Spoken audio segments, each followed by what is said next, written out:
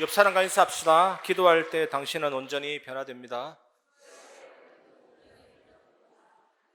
오늘 저는 여러분과 함께 예수 그리스도로 말미암아 변화된 성도라는 제목으로 말씀을 나누겠습니다. 오늘 말씀은 제자들의 질문으로부터 시작이 됩니다. 제자들은 예수님께 천국에서 누가 가장 큰지를 물었습니다. 어떻게 보면 그 제자들이 그런 질문하는 것은 당연합니다. 그 수준입니다. 뭔가 하나님의 나라에 대해서 잘 모르고 그런 말을 했습니다. 근데 예수님의 답변은 매우 놀라웠습니다. 예수님께서 어린아이를 불러 세우시면서 이런 어린아이 같이 되지 않으면 천국에 들어가지 못한다. 천국에서는 이런 어린아이가 가장 큰 자다라고 말씀하십니다. 굉장히 큰 도전되는 말씀이었습니다. 우리는 천국에 들어가기 위해서 어떻게 어린아이처럼 들을 수 있을까요? 또 그렇게 우리 보고 행위로 되라는 그런 맥락이라기보다는 오늘 말씀을 통해서 중요한 여러분 삶에 적용될 은혜가 있을 것입니다. 그것을 찾아내시고 참된 응답 넘치는 증인 되시기를 바랍니다. 첫 번째, 나를 변화시키는 은혜의 수단. 은혜의 수단은 말씀과 기도인데 결국 하나님의 은혜만이 나를 바꿀 수 있다는 것입니다. 여러분도 마찬가지겠지만 저는 아이들이 학대당하거나 고통당하는 모습을 너무나 볼 수 없을 만큼 가슴이 너무 아픕니다. 저에게 세상에서 가장 슬픈 일을 말하라 그러면 불쌍한 아이를 볼 때이거든요. TV나 뉴스를 통해서 어떤 아이가 어떻게 다치고 부모로부터 학대당하고 저는 그런 소식을 들을 수 없어요. 너무 가슴이 아파서 보지 못할 만큼 저는 너무나도 저에게도 그런 아픈 고통이 전해지는 그런 느낌이 듭니다. 공익 광고라든지 아이들이 산소 마스크 끼면서 죽어가는 아이를 도와달라 그런 광고 모습 볼 때 너무나도 가슴이 아프고 눈물이 나더라고요. 제가 예전에 청년 때 희락원이라는 고아원 사역을 4년 동안 했었거든요. 4년. 근데 그 고아원 사역 들어간 그 첫날에 한 4, 5살 되는 아이가 저를 보더니 저의 발을 붙잡고 아빠라면서 막 벌벌 떨면서 막 놓지를 않더라고요. 이 말씀 전할 준비하면서 그때가 생각이 나더라고요. 얼마나 가슴이 아픈지 불안해 하더라고요. 버림받았기 때문에. 처음 들어왔기 때문에 상황도 파악이 안 되고 그냥 아무나 붙잡고 아빠라고 말하는데 얼마나 가슴이 아픈지 몰랐습니다. 그래서 집에서 돌아와서 그 아이를 생각하고 고아원 생각하면 가슴이 너무 짠하고 그래서 사랑하는 나의 아버지 이름 높여드립니다 찬양하는데 하나님을 아버지라 부를 수 있는 자체가 최고의 은혜구나. 또 그 아이를 생각하면서 저 현장에 진짜 복음이 증거되고 하나님 나라 임했으면 좋겠다라는 그런 강한 하나님 주시는 열망을 느끼게 되었습니다. 여러분은 그러시지 않고 대부분은 그러시지 않지만 어떤 어른들은 아이들을 굉장히 귀찮아하기도 합니다. 이 아이가 기계였다면 물건이었다면 당장 벽장에 가두고 싶다라고 얘기하는 사람도 있습니다. 정말 위험천만한 말입니다. 결코 그럴 수 없습니다. 아이들은 자기 나름대로 존엄성이 있고 자기 생각도 있고 미래에 대한 정체성이 있는데 그럴 수는 없는 것입니다. 하지만 안타까운 현실은 역사상 많은 사회에서 이런 사실을 외면했거든요. 특히 고대 사회에서는 아예 잊어버렸습니다. 아이가 존엄성이 있다는 사실을. 그래서 사춘기 될 때까지는 반쪽짜리 인간으로 여기는 경우도 많았습니다. 오늘 본문만 봐도 그렇습니다. 아이라는 단어가 남성도 아니고 여성도 아니고 중성으로 되어 있습니다. 중성. 아이는 남자도 여자도 아닌 물건이라는 뜻이기도 하거든요. 이 아이라는 헬라어 단어가 그것, 영어로 it, 그렇게 불렀다니까요. 특히 오늘 나오는 그것은 여자아이일 가능성이 많습니다. 여자아이는 예수님 당시 가장 무시받는 연약한 자였습니다. 그래서 예수님이 하나님의 나라에 대해서 가장 큰 자에 대해서 얘기할 때 이 아이를 사용합니다. 가장 취약하고 가장 나약하고 가장 부족한 자. 하나님 나라는 적자 생존의 세상이 아닙니다. 강하고 힘세고 목소리 크고 사나운 사람이 앞서가는 그런 나라가 아닙니다. 근데 오늘 본문의 저자들은 이 사실을 몰랐던 거죠. 하늘의 통치, 예수님의 통치가 이 땅에 임할 때 누가 가장 큰 사람이 되겠냐? 누가 제일 잘 나가겠느냐? 예수님께 질문했습니다. 마태복음 18장 1절에 보면 그때의 제자들이 예수께 나와 이르되 천국에서는 누가 크니까? 완전 분위기가 다르죠. 지난주 말씀은 어떤 장면입니까? 예수님 죽음 소식 듣고 매우 근심했는데 슬픔은 잠깐이었습니다.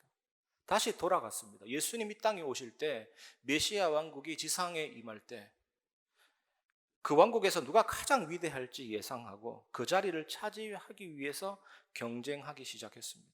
이 제자들이 생각한 하나님의 나라는 사도행전 1장에 잘 나옵니다. 사도행전 2장에 가서야 제대로 깨닫는 것이지 사도행전 1장에 잘 나옵니다. 주님 재림하시기 직전인데 이스라엘 나라를 회복하심이 이때니까 이게 제자들의 수준이었습니다. 그래서 제자들은 모든 면에서 틀린 것입니다. 그 왕국은 예수 믿어 구원받는 사람이 들어갈 영적인 왕국인 것입니다. 그런데 이 제자들은 나중에 이 개념을 확실하게 이해하거든요. 그래서 순교도 하고 정말 전도자로서 하나님께 쓰임 받게 됩니다. 이 제자들이 아직 그 마음이 진정한 하나님의 나라에 대해서 전혀 일치가 되지 않고 거리가 멀었기 때문에 예수님이 왕국 시민이 어떠한 것인지를 가르쳐 주십니다. 여러분, 성경적 관점으로 볼 때 인류를 두 공동체로 나눌 수가 있습니다. 교회와 세상입니다. 세상은 불신자 전체로서의 세상입니다. 두 인류는 반드시 소속되게 되어 있습니다. 교회에 소속됐냐, 세상에 소속되어 있는가? 여러분은 교회와 세상 어디에 속해 있습니까? 아마 확실하게 교회일 것입니다.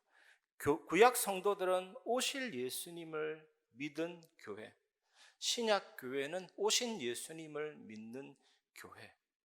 예수님 오시기 전이나 오신 후나 교회는 예수님을 믿는 사람들의 모임입니다.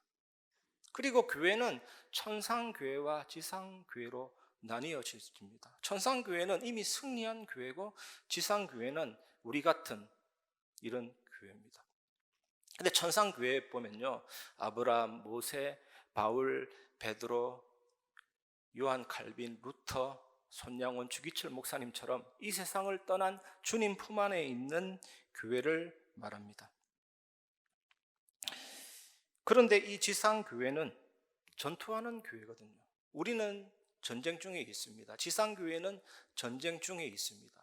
지상교회의 적은 육신과 세상과 사탄입니다.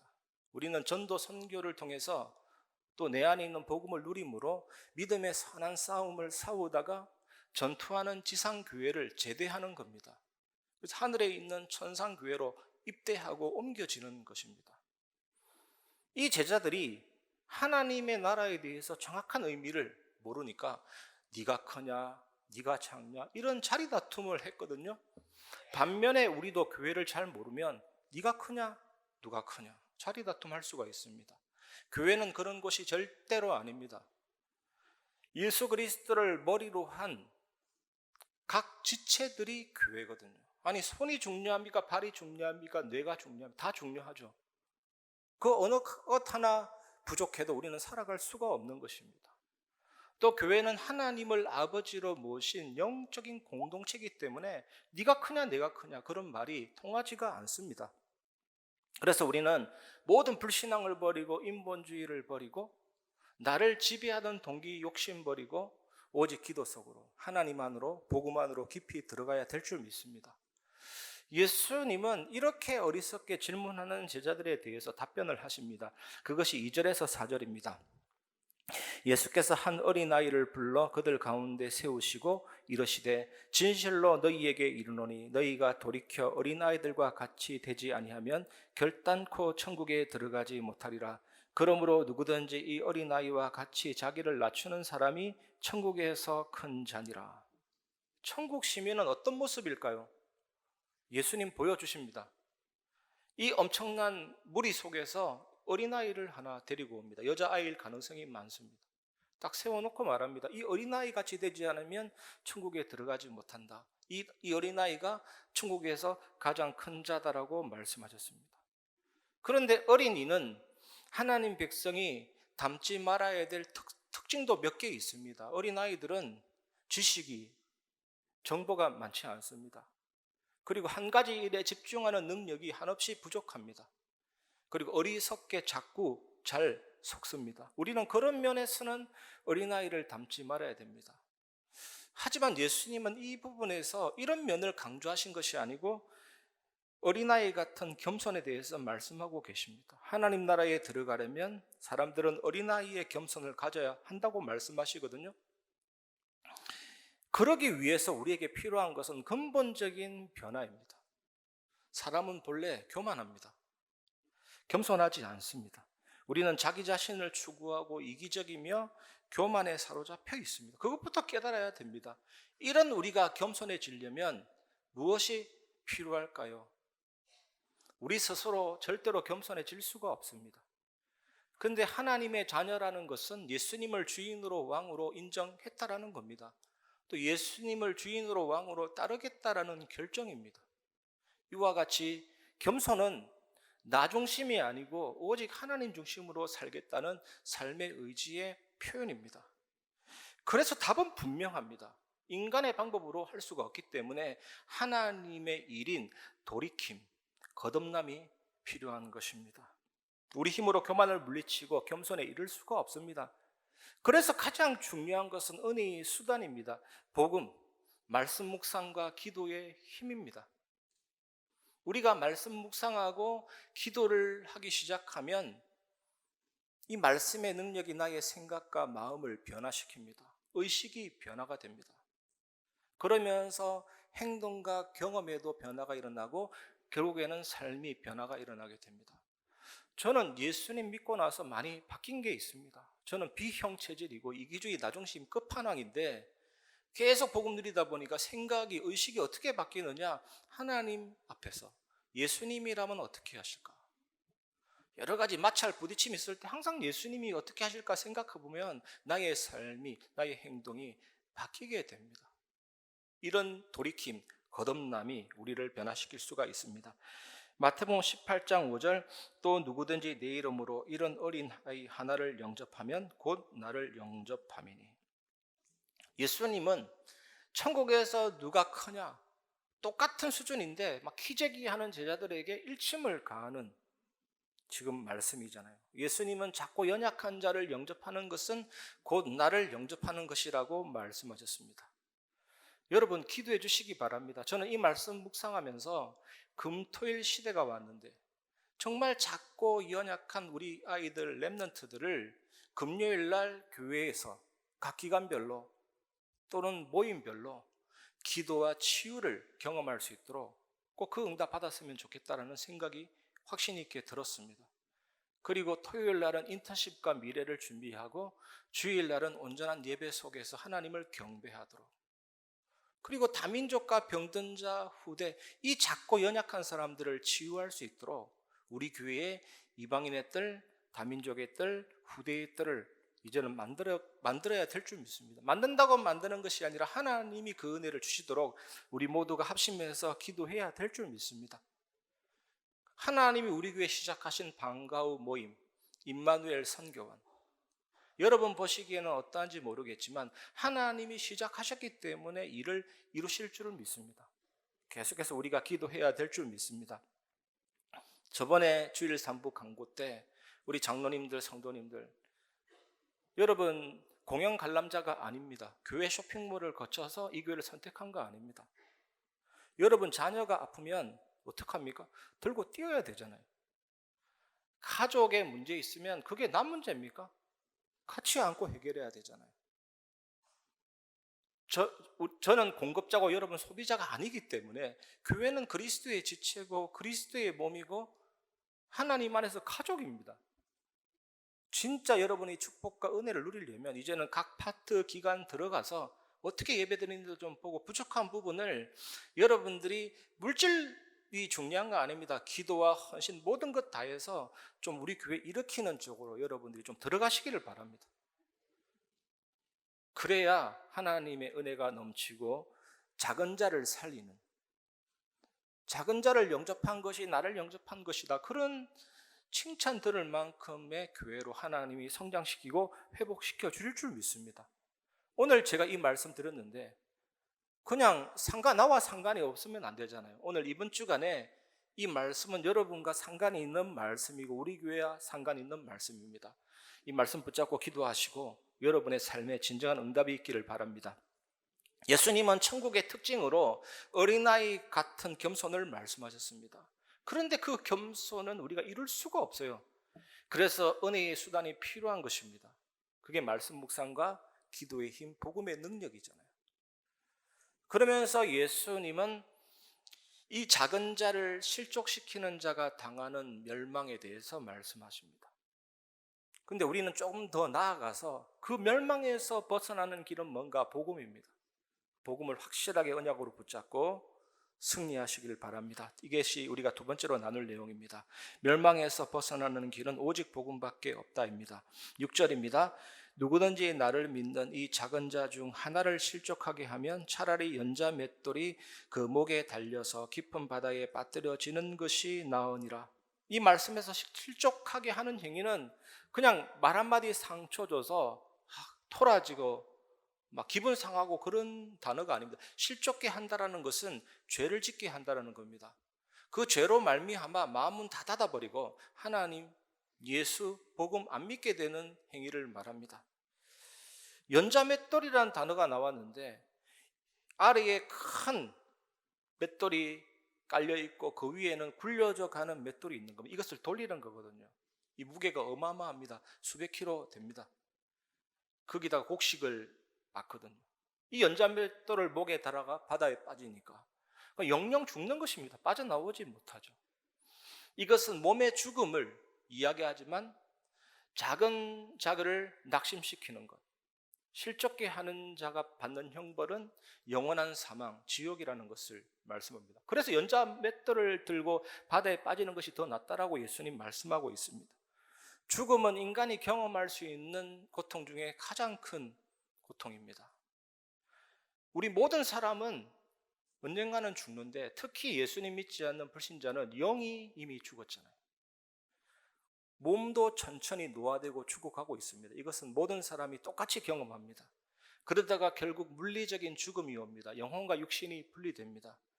그 이후에 불신자는 영혼의 사형, 사망, 영원한 사망에 이르게 됩니다.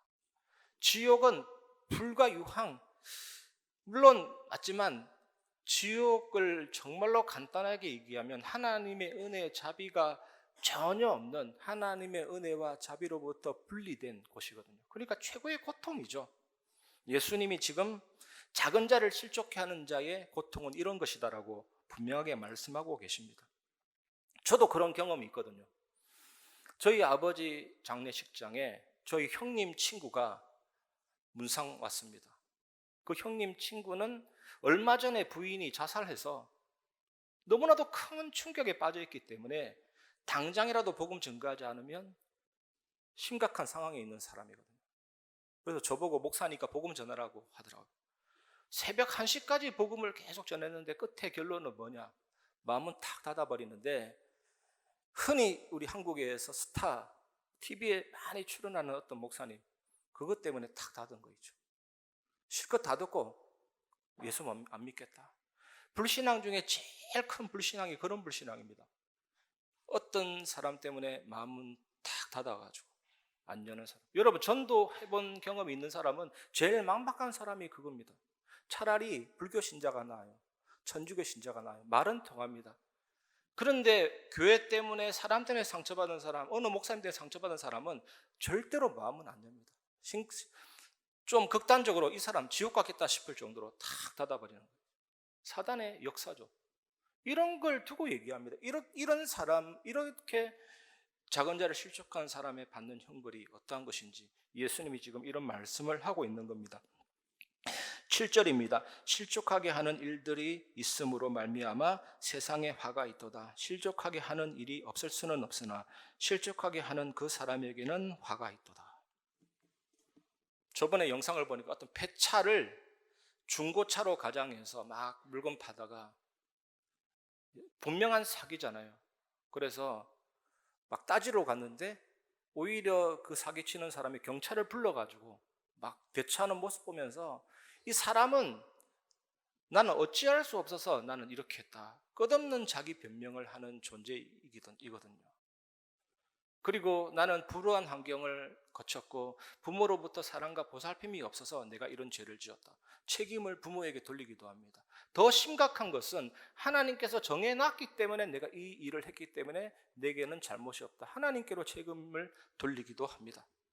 이 타락한 악한 세상에서 죄의 유혹을 피하는 것은 쉽지 않습니다. 단순히 죄의 유혹만 있는 것이 아니고 사탄의 속임수도 있고 세상의 가치관도 있거든요. 이런 공격을 받아서 유혹을 받아서 작은 자를 실족하게 하는 일이 일어난다는 겁니다. 그 사람에게는 화가 있다라는 겁니다. 예수님이 지금 이것을 말씀하고 계시거든요. 여러분, 사탄은 하나님께 반역해서 타락한 천사입니다. 하늘에부터 쫓겨났거든요. 그런데 이 사탄은 최종적으로 영원한 불못, 즉 지옥에 던져져 영원한 형벌을 받게 될 것입니다. 그런데 이 현재 사탄은 이 세상에서 활동하고 있지만 결국 하나님의 주권 하에서 제한된 활동을 할 뿐입니다. 하나님의 뜻을 벗어날 수 없어요, 사탄은. 철로 역정에 보면 주인공이 천국을 향해 나아가다가 마지막 관문에 보면 사자 2마리가 딱 잡아먹으려고 길목을 지키고 있죠. 그런데 쇠사슬에 묶여져 있어서 정확하게만 지나가면 물리지 않습니다. 그 사자의 역할은 뭐냐? 겁줘서 포기시키는 거거든요. 사단의 속임수도 마찬가지입니다. 이 사탄은 예수님의 십자가로 이미 패배를 당했고 예수님 재림하실 때 최후 심판을 받게 될 것입니다. 아담과 하와가 마귀의 유혹에 넘어가서 원죄를 범했고 그 결과 가시덤불과 엉경키, 해산의 고통, 죽음이 들어오게 된 것입니다. 이게 뭡니까? 죄로 말미암아 저주가 들어온 것이죠. 그래서 죄를 범하는 사람, 죄를 짓게 만드는 사람은 고통을 당하게 됩니다. 이것이 오늘 말씀인데, 그래서 뭡니까? 그래서 우리에게 복음이 절대적으로 필요하다는 사실을 붙잡으시기를 바랍니다.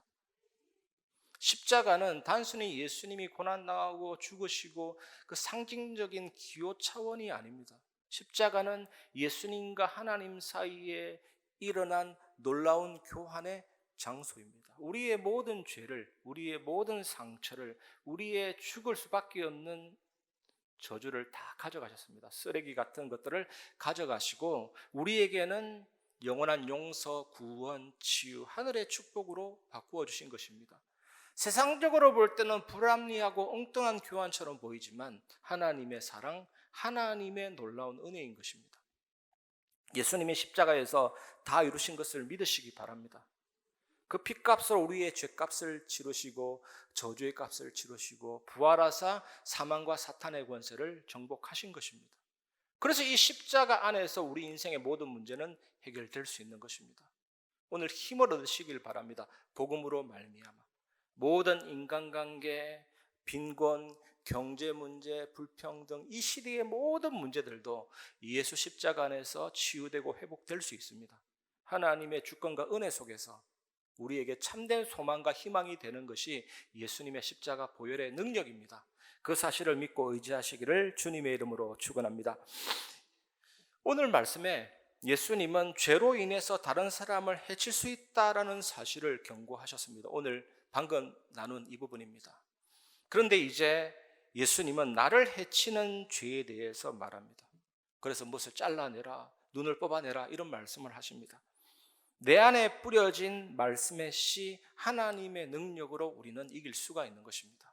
이것이 우리가 마지막으로 나눌 내용입니다. 세 번째, 내 안에 뿌려진 말씀의 씨는 하나님의 능력입니다. 마태복음 18장 8절에서 9절, 만일 내 손이나 내 발이 너를 범죄하게 하거든 찍어 내버리라.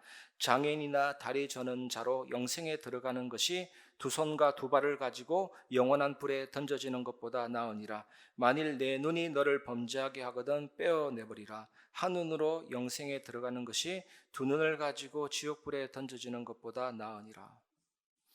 초대교회 교부였던 오리겐이라는 사람이 있었습니다. 오리겐. 들어본 적 있는 분도 계실 줄 믿습니다. 오리겐은 유혹을 피하기 위해서 실제 신체를 절단한 사람이거든요. 특히 성적인 유혹을 피하기 위해서 스스로 거세했던 사람입니다. 오늘 이 본문이 우리에게 신체의 부위를 절단하라고 말씀하는 거 아닙니다. 오늘 이 말씀은 죄를 짓도록 유혹하는 모든 것을 떠나라는 말씀이죠. 독을 제거하라는 것입니다. 오늘 강단 말씀에 계속 흐르는 맥락이 뭡니까? 그래서 안타까운 현실은 우리가 그것을 할 수가 없다라는 거지만 그래서 더 희망이 있습니다. 우리 보고 유혹을 피하라는 것은 어렵지만 우리에게 하나님의 말씀이 있다면 승리하게 되는 것입니다. 하나님의 말씀은 그리스도인의 씨거든요. 하나님의 말씀은 하나님의 능력이 내 안에 들어오게 하는 것입니다. 우리가 진심으로 하나님의 말씀을 받는다면 그 말씀은 내 안에서 증식합니다. 하나님의 영광을 위하여 열매를 맺게 합니다. 하나님의 말씀은 우리에게 힘을 주시고 능력을 주시고 소망을 주시고 새로운 지각도 주시고 새로운 기회도 주시고 이렇게 해서 그리스도 안에서 새로운 삶을 살게 합니다. 그래서 그리스도인은 뿌려진 말씀의 씨가 싹이 나서 자란 끝에 완성된 나무입니다. 이 말씀이 얼마나 중요한지, 예배가 얼마나 중요한지 오늘 다시 한번 확인하시고 하나님의 말씀의 능력을 붙잡기를 바랍니다. 특히 기도, 우리가 말씀 묵상하고 기도할 때 이 기도는 내 안에 있는 말씀을 더 잘 자라게 하는 강력한 도구가 되거든요. 그래서 우리는 영과 육과 혼과 골수와 관절을 쪼개시는 능력의 말씀으로 온전히 치유되고 고쳐지고 만져지고 회복이 되고 변화를 체험하게 됩니다. 이 축복 누리시기 바랍니다. 이 말씀 고지고대로 듣고 잘라내야 된다 생각하는 것은 잘못된 생각이죠. 하나님 말씀이 나를 변화시킨다. 그 사실을 기억하시고 한 주간 승리하시기를 주님의 이름으로 축원합니다. 말씀을 마무리하겠습니다. 기도로 성장하고 세상을 변화시키는 성도입니다. 우리에게 있는 이 기도는 단순한 의식이 아닙니다. 모든 것을 바꾸고 변화시키는 강력한 도구 하나님의 은혜입니다.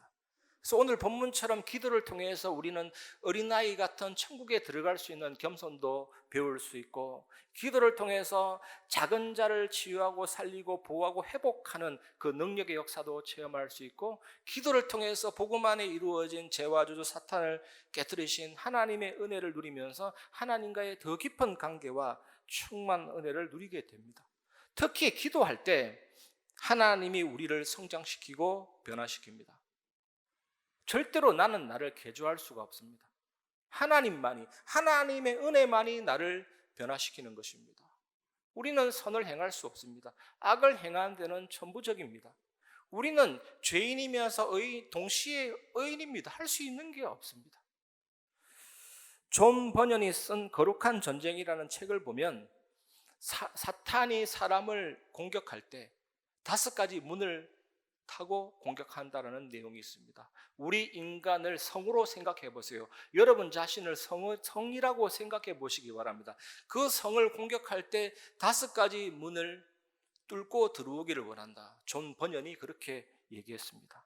첫 번째, 시각의 문입니다.